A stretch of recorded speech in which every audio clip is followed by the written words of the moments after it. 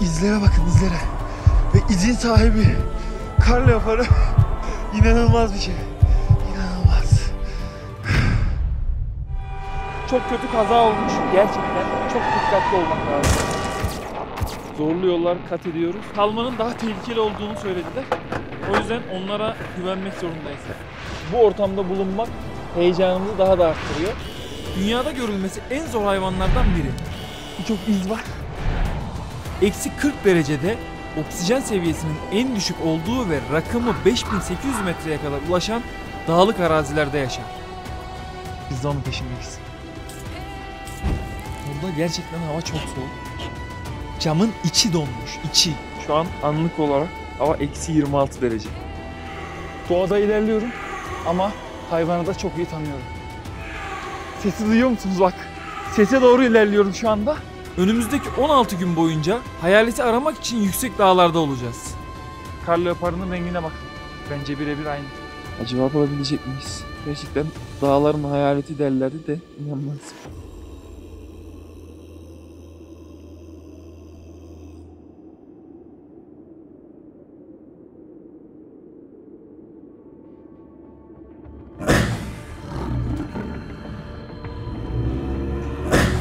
Geçtiğimiz yıllarda görülmesi zor birçok yaban hayvanını görüntülemeyi başardık. Onlarca yıldan sonra Türkiye'de ilk kez ekip olarak Anadolu Parsı'nı görüntüledik. Şimdi ise hedefimiz kar leoparı, namı diğer dağların hayaleti. Kar leoparı maksimum 40-50 kilo ağırlığında olup diğer pantera türlerine göre küçüktür.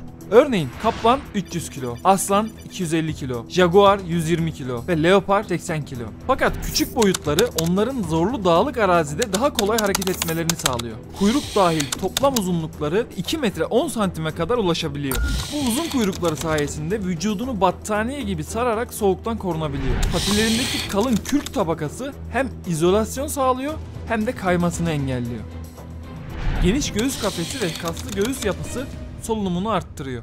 Santimetre karede 60.000 kıllık yoğun kürkü tüm büyük kediler arasında en yoğunu olup mükemmel bir izolasyon sağlıyor.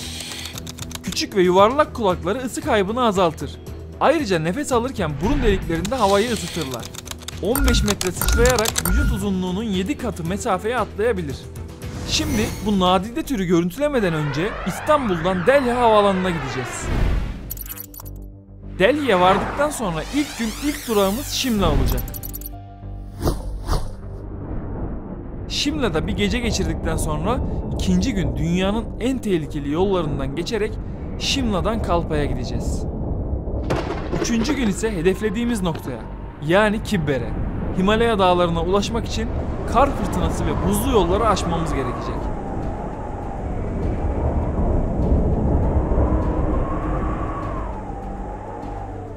Yolculuğumuz başladığı andan itibaren tek isteğim Himalaya dağlarına varabilmek. Hindistan topraklarına ayağımızı bastık. 6 saatlik bir uçuş sonrasında ulaşmamız gereken bir nokta var. Şimla. Ancak gözümün gördüğü her an, her olay içimi ayrı ürpertiyor. Gerçekten çok üzgünüm. Yani çok kötü bir olay gerçekleşmiş, kaza. Burası çok eğimli bir arazi. Dolayısıyla bu tip kazalara yol açabiliyor. Uçurumun kenarında tek şerit yollar, kalabalık, tırlar, kamyonlar, motorlar, önümüze çıkan onlarca kaza ve daha fazlası.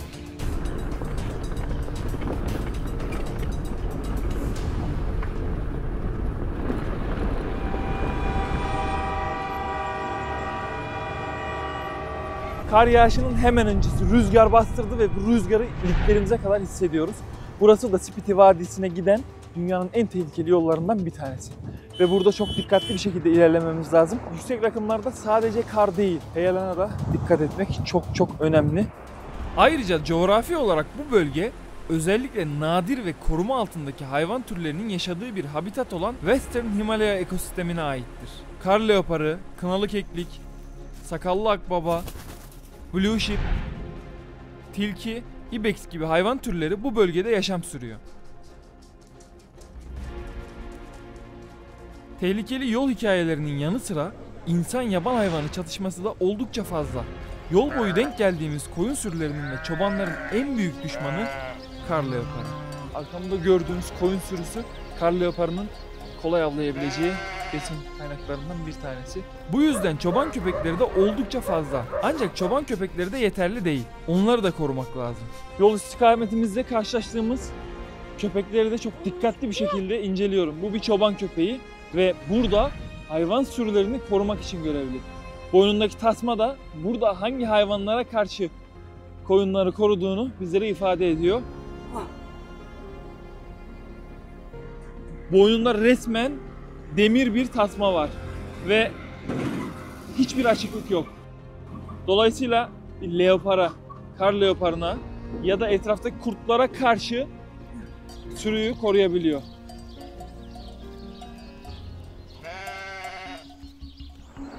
Bu yolların yapımı 1980'li yıllarda başlamış ve halen devam ediyor. Yapım sırasında birçok kaza ve ölüm gerçekleşmiş. Şimdi burası Spiti Vadisi'ne giderken bir yolun kenarı. Burada durduk. Pangi Vadisi ile Samot Karayolu'nun üstünde bulunan bir yer. Burası yani bu yol, bu karayolu 1980'lerde yapıma başlamış ve günümüze kadar halen daha iyileştirilerek yapım çalışmalarına devam edilen bir yol. Sol tarafımız uçurum, sağ tarafta heyelan riski var. Kış şartlarında çığ riski var. Burada oldukça dikkat etmek gerekiyor. Ve bu yolun yapım sürecinde insanlar birçok kez ölümlü kazalarla karşılaşmışlar. Heyelanla karşılaşmışlar, çığ riskiyle karşılaşmışlar. Ve bu yolda ilerlerken burası nasıl yapıldı diye insan gerçekten de düşünüyor. Zorlu yollar kat ediyoruz ve önemli olan da her zaman söylediğim gibi bu. Günün sonunda kademe kademe o zorlukları aşıp hedefe ulaşmak.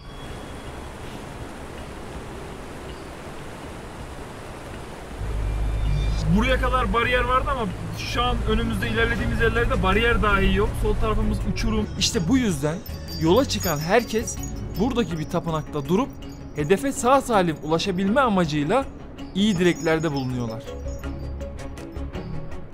Şimdi yol çok tehlikeli ve sıkıntılı olduğu için genelde buradaki insanlar araçtan inip dua ediyorlar. Tehlikeli yollarda daha rahat geçebilmek için. En azından kendi işlerini rahatlatıyorlar, huzura eriyorlar.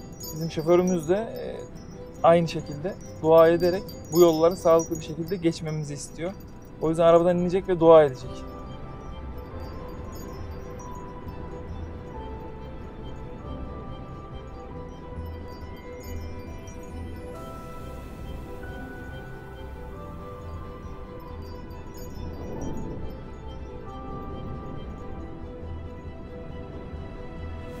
Ayrıca karşımıza çıkabilecek her türlü olayın sorumluluğunu üstlendiğimizi göstermek adına her birimiz ayrı ayrı belgeler imzalıyoruz.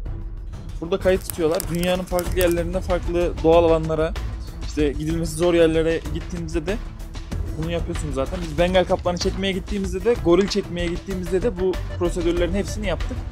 Şimdi aynı prosedürü izleyeceğiz. Buraya bilgilerimizi yazacağız ki herhangi bir aksilikte bizlere ulaşabilsinler ve nerede olduğumuzu daha kolay bir şekilde tespit edebilsinler. Bu arada kar leoparını görüntülemek için gideceğimiz Kibber'de bu hayvanların gelecek nesillere aktarılabilmesi için yapılan değerli çalışmalarda emeği geçen bir yerlinin hayatını kaybettiğini öğrendik. Kar leoparını gözlemlerken uçurumun kenarında bir kaza sebebiyle yaşama son vermiş. Gerçekten çok üzgünüz. Hedefimize ulaşmak için yola devam edeceğiz.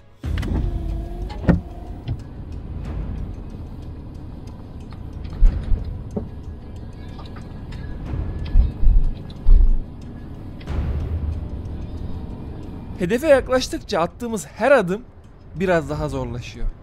Yalnızca bedenimiz değil, ruhumuz da bu zorluğun ağırlığını hissediyor.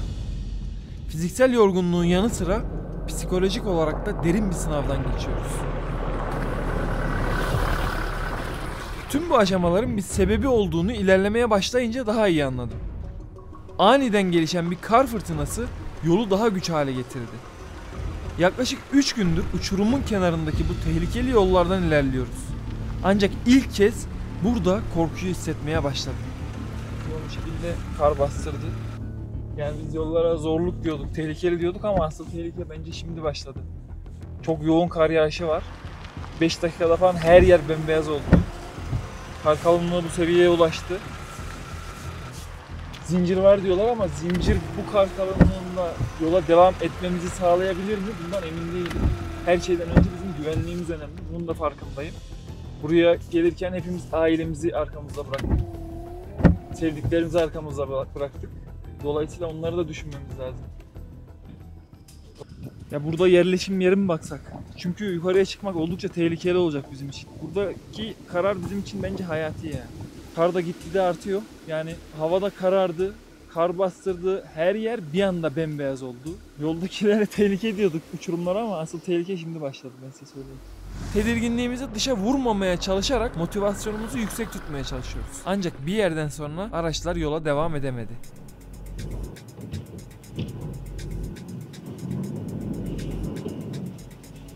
Yukarıda Kibber'de ulaşacağımız yerden kişilerle iletişime geçtik. Araca zincir takılacağını söyledi. Eğer zincirlerle de devam edemezsek yukarıdan destek ekibi gönderecek. Onlarla hedeflediğimiz noktaya ulaşacağız. Gerçekten daha önce hiçbir yaban hayvanını görüntülemek için bu kadar yol kat edip bu kadar çaba sarf etmemiştim. Umarım sonunda hayırlı olur. Abi yola kaldık. Zincir takacağız. Bakacağız oluyor. Olmazsa yukarıdan destek gelecek.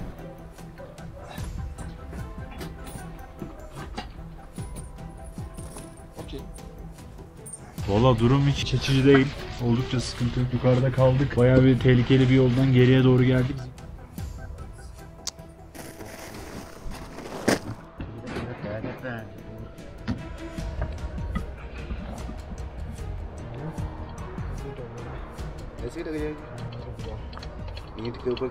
Zincir takılırken mahsur kaldığımız Kazra bölgesinde gece yarısı çok hareketli dakikalar yaşanıyor. Kamerayla her an tetikteyim. Bölgedeki tüm köpekler alarma geçti. Muhtemelen kışın bu zor şartlarında leoparlar kolay av bulabilmek için dağ köylerindeki köpekleri avlamaya geliyorlar. Zincirleri taktıktan sonra yolumuza daha sağlıklı bir şekilde devam edebiliyoruz. Aracın çıkamadığı yerleri zincirle beraber daha iyi bir şekilde çıkarak son 10 kilometreyi de ilerliyoruz. Artık bir an önce sobamızın başına geçip ısınıp çayımızı, çorbamızı içmek istiyoruz. Hava şu anda -10 derece ve gitgide de sıcaklık düşüyor. Sıcaklığın düşmesi yolları daha da riskli bir hale getiriyor. O yüzden bir an önce ulaşmamız lazım.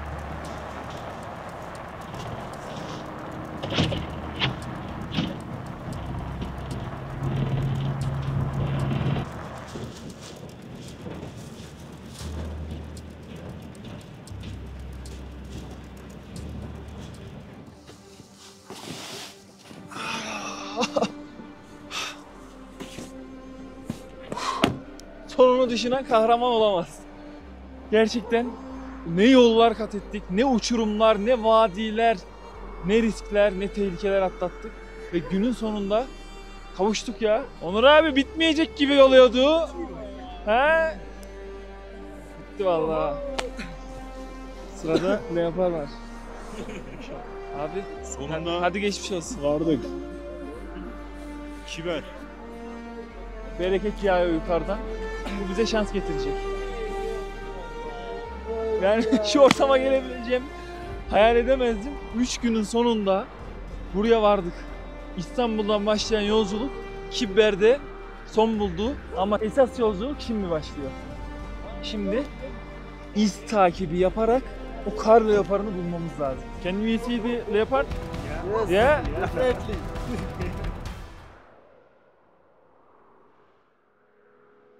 Geçtiğimiz tehlikeli yollardan sonra ilk kez rahat bir nefes aldık. Fakat her adım yeni bir mücadeleye kapı aralıyor. Kar leoparının izindeki süre boyunca bu çamur evde konaklayacağız. Burada asıl sınavımız soğukla olacak. Burada gerçekten hava çok soğuk. Yani sabah uyandık, camın içi donmuş. İçi. Elimizle böyle dokunuyoruz. İçerisi donmuş ya, soba yanmasına rağmen.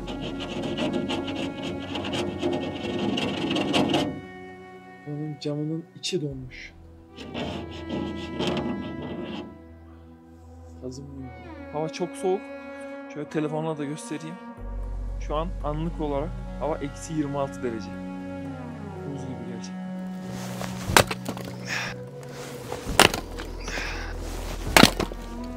Siz düşünün. Dışarıya çıktık, bütün sular donmuş. Odanın içindeki sular buz. Yüksek irtifada olduğumuz için sürekli su tüketmemiz gerekiyor. Ama donmuş. Yani her türlü zorluk bir arada. Sabah kahvaltımız. Yanımızda getirdiğimiz sucuk. lavaş ve lor peyniri.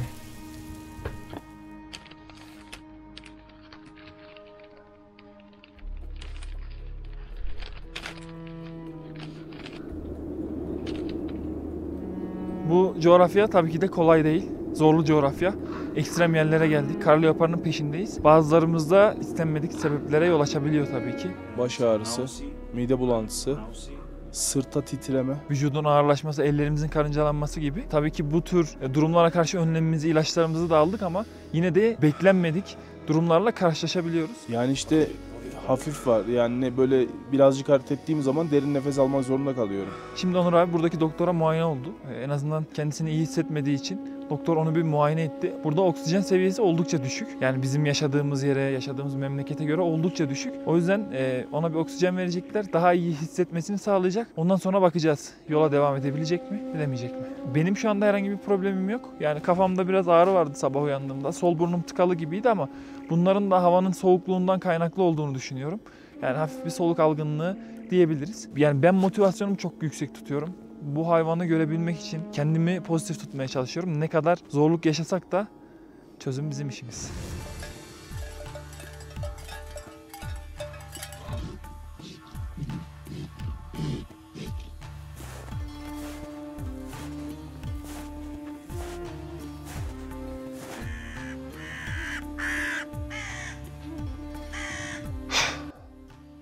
İşte Spiti Vadisi'nin o sembolü olan Key Manastırı'nın tam karşısındayım şu anda. Ve kar leoparı bu Key Manastırı'nın arkasındaki Himalaya dağlarının eteklerinde. Biz de kar leoparının izine düşmeden önce bölgenin kültürü, doğası ve coğrafyası hakkında bilgiler edineceğiz.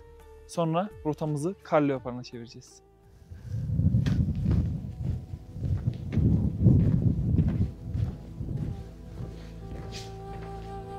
Burada yaşam zorlu, iklim sert, tarım kısıtlı, ulaşımsa yılın büyük bölümünde imkansız. 4166 metre yükseklikte vadinin en büyük manastırı. Çevresindeki yırtıcı kuşlar da yaban hayatın sembolü. Yaklaşık 200 keşişe ev sahipliği yapıyor. Budizmin en saf halleriyle yaşandığı Spiti'de Key Manastırı sadece bir ibadet yeri değil, aynı zamanda bir sığınak. Burada kar leoparını görüntülemeden önce köyün içinde buradaki halkla temas halindeyiz ki zaten onların evlerinde konaklıyoruz. Tibet kültüründen biz de faydalanarak buraya misafir olacağız.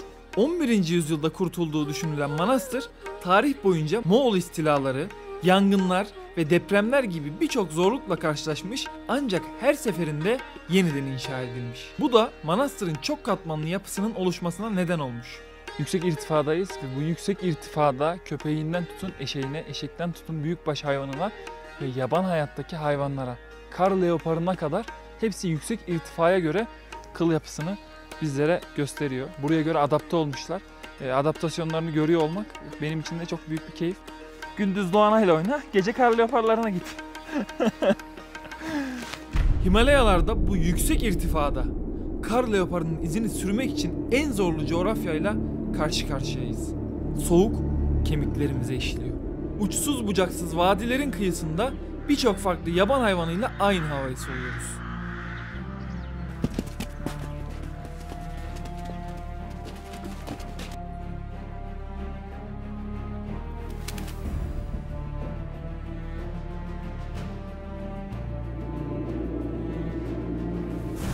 Şu anda kürtün yapmış karın üstünden ilerliyorum. Burası gerçekten çok zorlu bir arazi ve hayvanları ürkütmeden gizli saklı ilerlemem gerekiyor. Arkadaki vadiden bir ses geldi. Muhtemelen kar leoparına ait. Mau diye bağırıyor. Onların sesini duymak beni ayrı etkiliyor. Şimdi burayı tırmanıp vadide bu sesin sahibini bulmaya çalışacağım.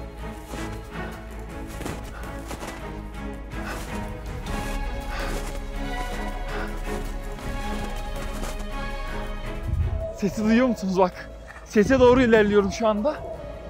Biraz uzak olduğum için böyle ekrana konuşabiliyorum ama gitgide volümü düşüreceğim. Bu arada sağ tarafımdan dev kayaların yuvarlanma, sol tarafımdan da dereye düşersek hipotermiye girme ihtimalim var. Ama tüm bunları göze alarak bu nadiratı görüntülemeye ve onun ne kadar değerli bir varlık olduğunu ve dünyada korunmasının ne kadar önemli olduğunu sizlere göstereceğim. Burada hayatta kalmak kolay değil.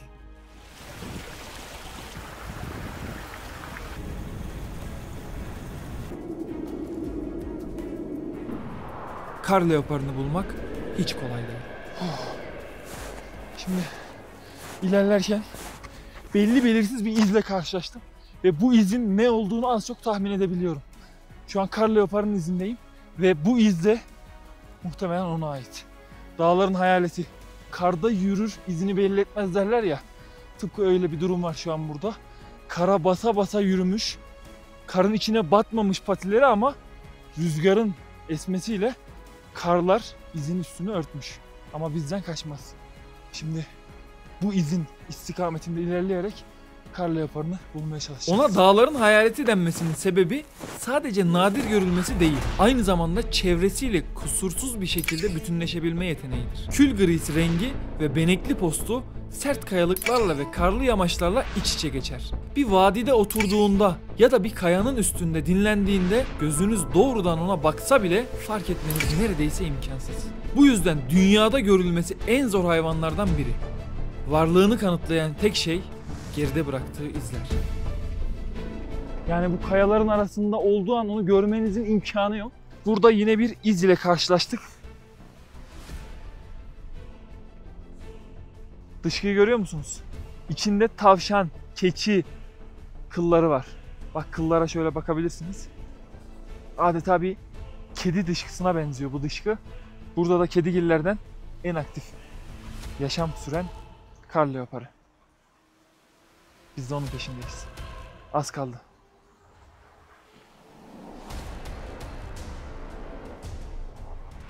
Tam karşımda şu an çok yakın. Karşı yamaçta kar leoparını ararken hemen yanı başımızda mavi koyunlarla karşılaştık. Mavi koyunların burada olması kar leoparını yanımıza çekecektir. Çünkü bu habitatta mavi koyunların esas düşmanı kar leoparı. Kar leoparının da asıl hedefi işte bunlar. Çünkü bu soğukta besin ihtiyacı var. Karın üstünde o da bizim gibi iz takibi yapıyor.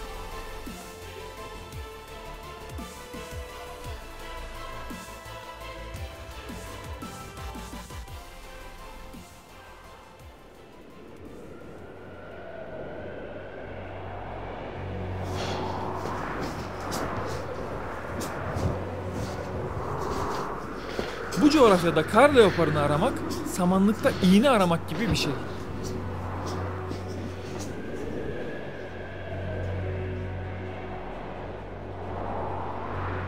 Ancak onu bulabilmek için yaklaşık 5000 kilometre yol geldik. Ve günlerdir buradayız. Kar fırtınası yolda. Kar gelmeden önce 2 gün zamanımız kaldı. Acaba bulabilecek miyiz? Gerçekten dağların hayaleti derlerdi de inanmazdım. Hava da çok soğuk. Gün geçtikçe şartlar zorlaşıyor. Fiziksel olarak zorlanmaya başladık. Yolculuğumuzun 10. günü. Her sabah ilk günkü heyecanla uyandım. Göreceğim o anı, ilk kez karşılaşacağımız o saniyeyi, göz göze geleceğimiz anı hayal ederek hazırlandım. Günler geçti.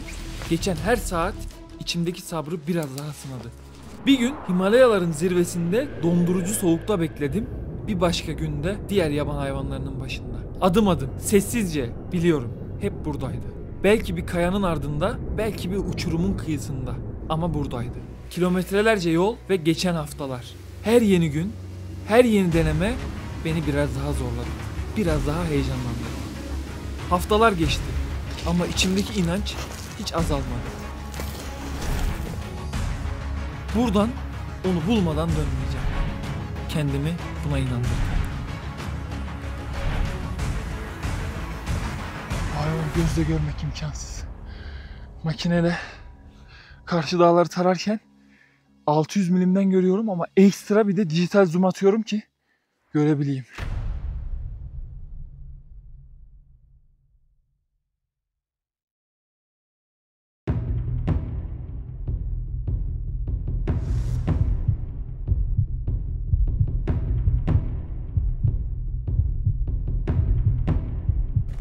Sakin bir şekilde ilerlememiz lazım.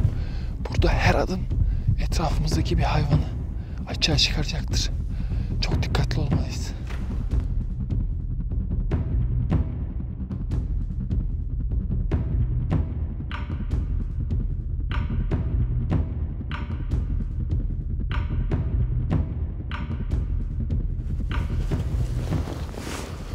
Hemen önümde. Çok yakın. Çok yakın.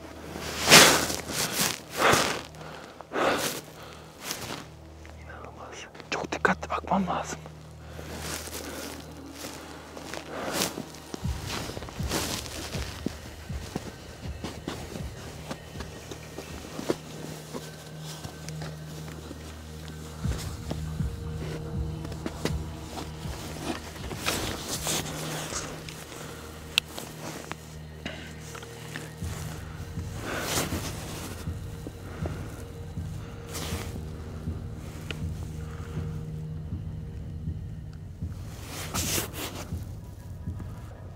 Şu an bizi hiç fark etmiyor. Gizlenerek buraya geldim. Ve asla bizi fark etmedi.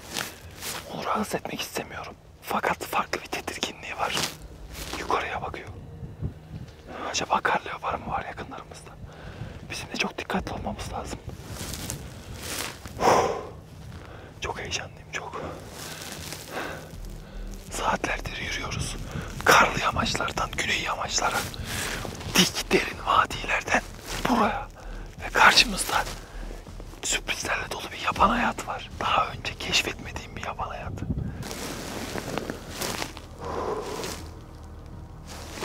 Şimdi bunu rahatsız etmeyelim, kaçırmayalım. Geldiğimiz yerden geri döneceğiz. Tepelere bakmamız lazım. Kar leoparı dünyada görülmesi en zor hayvanlardan biri. Onu öyle gözünüzle, kamerayla, dürbünle göremezsiniz. İnanılmaz bir kamuflaj ustası. Dağların hayaleti.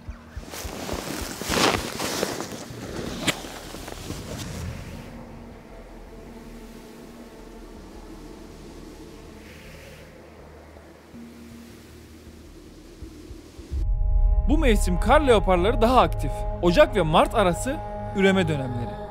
Ama Şubat bu sürecin en yoğun yaşandığı ay. Dişiler bu dönemde sesli iletişimi artırırken erkekleri kendine çeker.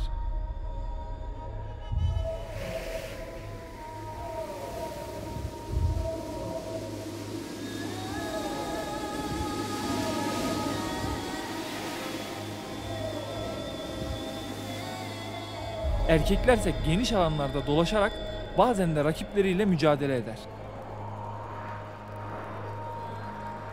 Biz de günlerdir bu izlerin peşindeyiz.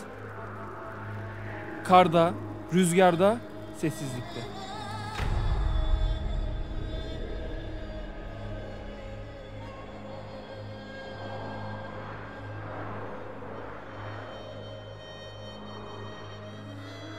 Ben iz sürerken ekibin farklı noktalardan gözleri dağlara kilitlenmiş durumda. Kimisi uzak bir kayalıkta bekliyor, kimisi bir vadinin sessizliğine kulak kesilmiş. Bazen yalnızca bir iz, bazen de beklenmedik bir karşılaşma. Ve bazen o an gerçekten geliyor. Her gelen haber beni biraz daha tetikliyor. Ve içimden geçen tek şey şu: acaba şimdi görebilecek miyim? Şimdi geçtiğim rotada birçok iz var. İbexlerin izi var, mavi koyunların izleri var. Ama bir şey daha bilmemiz lazım. Bu ortamda kar leoparı da var. Karın üstünde iz takibi yaparak onu arıyorum. Bakar mısınız? Buz olmuş. Yani aslında karda yürüyoruz diye gösterdiğimiz şey nehirin donması. Bu hayvanlar bu kayalarda 90 derecelik eğimlerde yürüyebiliyorlar. Burada bir şey var abi. Bu ne? Görüyor musun? Kurt değil. Bu bir kıl. Yaban hayvanına ait. Hangi yaban hayvanı diye sorarsanız tavşan olma ihtimali çok yüksek. Ama bu renklere bakınca acaba kar leoparı mı diyor insan. Az önce dediğim olay, yani kendi coğrafyamda olsa tavşan derdim buna. Ama şimdi bu bulunduğumuz yerde kar leoparı da olma ihtimali çok yüksek. Şunun rengine bakın, bir de kar leoparının rengine bakın. Bence birebir aynı ve ben bunu yanıma alacağım. Uçan kuşları takip etmem lazım. Sakallı akbaba var. Kargayı takip etmem lazım. Vadiden gelen sese doğru ilerlemem lazım. O sesi yüksekten görecek bir yer bulup oraya konuşlanıp dürbünle etrafı izlemem lazım.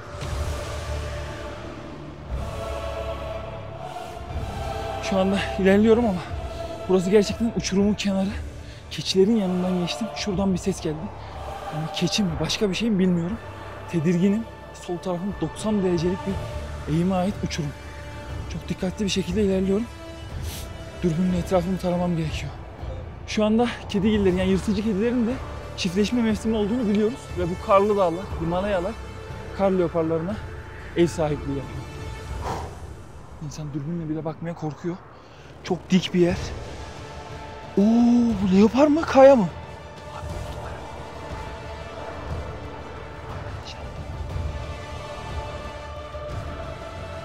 Ama anlayamıyorum şu an. Kıvrılmış uyuyor. Leopar uyuyor. Şu anda tam karşımızda bir kar leoparı. Ama yani elim titriyor heyecandan, netliği sağlayamıyorum. Makineye çekmemiz lazım onu. Tam karşımda. İnanılmaz. Dikkat etmem lazım. Şurayı şöyle gösterelim, yani inanılmaz derecede diklikte bir yerdeyiz. Dağın tepesindeyiz. Gerçekten şu anda leoparı göstermek istiyorum. Aldım. Evet, dürbünle baktığım yer şu 3 kayanın sağ altı olması. Evet, orada. Şu anda leoparı görüyorsunuz. Kar leoparı. Bakın izleri de burada. Yürümüş, gelmiş ve güneşte yatıyor. Kıvrılmış, uyuyor orada. Mükemmel bir şey gerçekten. Yani o kadar zorlu yolları arayarak, tarayarak, tehlikeleri atlatarak geldiğimiz noktada karşılaştığımız hayvan gerçekten emeklerimize değdi diyebilirim. Bu hayvan buralarda nasıl yaşıyor? Gerçekten etraftan da sesler gelmeye devam ediyor. Dediğim gibi çiftleşme zamanı ve her an, her yerden bir başka birey çıkabilir.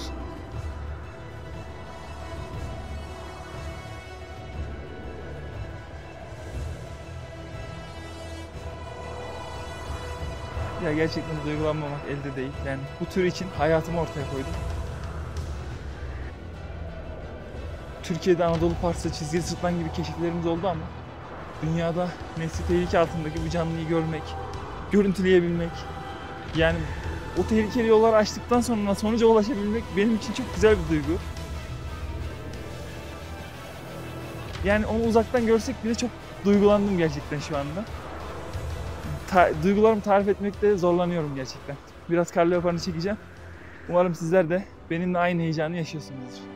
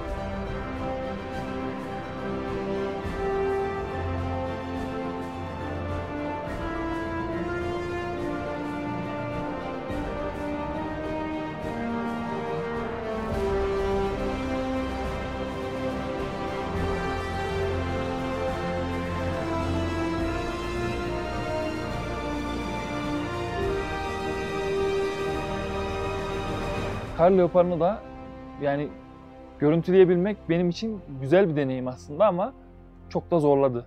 Çünkü onun kamuflaj yeteneği, bu kayalarla olan aynı rengi, karın üstündeki kamuflajı ve doğayla adaptasyonu yani inanılmaz bir şeydi gerçekten.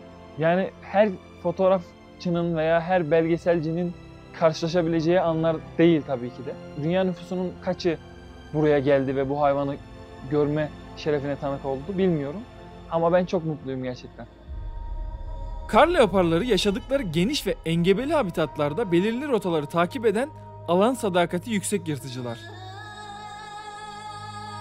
Bilimsel çalışmalar bu türün belirli bölgeleri düzenli olarak ziyaret ettiğini ve avlanma, dinlenme ya da çiftleşme gibi kritik ekolojik ihtiyaçlarını karşılamak için aynı alanları tercih ettiğini ortaya koyuyor. Bu olgu, kar leoparlarının genetik GPS hafızası olarak adlandırılabilecek içgüdüsel bir yön bulma yeteneğiyle açıklanabilir. Bu yetenek, bireylerin genetik ve çevresel faktörlerin birleşimiyle belirli alanları tekrar kullanmalarına olanak tanır. Bu yüzden kar leoparlarını bir kez gözlemlediğimizde aynı noktada yeniden görüntüleme ihtimalimiz oldukça yüksek. Çünkü bireyler tercih ettikleri bölgelere geri dönmeye devam ediyor. Onun doğaya adaptasyonunu görmek, davranışlarını görmek, bir veteriner hekim olarak onun bu eşsiz davranışlarına tanık olmak gerçekten benim için eşsiz bir duygu, tarif edemem. Yani bir daha dünyaya gelsem bir daha yapar mıydım diye sorsanız kesinlikle yapardım.